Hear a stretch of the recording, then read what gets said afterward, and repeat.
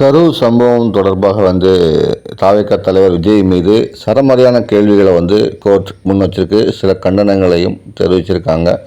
வழக்கு பதிவு சம்பந்தமாக ஏன் வழக்கு பதிவு செய்யவில்லை என்றும் அவங்க கேட்டிருக்காங்க. இந்த சூழ்நிலையில் தான் தமிழக நீர்வளத்துறை அமைச்சர் துரைமுருகன் அவரிடம் சில கேள்விகள் முன்வைக்கப்பட்டது.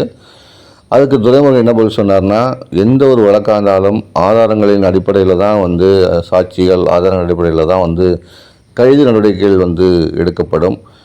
தேவை ஏற்பட்டால் அந்த வழக்கின் தன்மையை பொறுத்து சிலர் கைது செய்யப்படுவார்கள். அதே போல தான் மற்றபடி அனாவசியமாக யாரையும் எப்போதுமே அரசு சார்பில் கைது செய்யப்படுவது கிடையாது. அந்த கைது நடவடிக்கை எடுக்க மாட்டாங்க. பொதுவாகவே ஆதாரங்கள் அடிப்படையில் தான் சாட்சிகள் அடிப்படையில் தான் கைது செய்யப்படுவாங்க. தேவையில்லாமல் யாரையும் கைது செய்ய மாட்டோம் அப்படின்னு சொல்லியிருக்காரு. மேலும் என்ன சொல்லியிருக்காருன்னா, திமுக எந்த கட்சியும் பார்த்து பயப்பட்டதில்லை. திமுக எப்போதுமே எதிர்ப்பில் வளர்ந்த கட்சி தான் என்று சொல்லியிருக்காரு.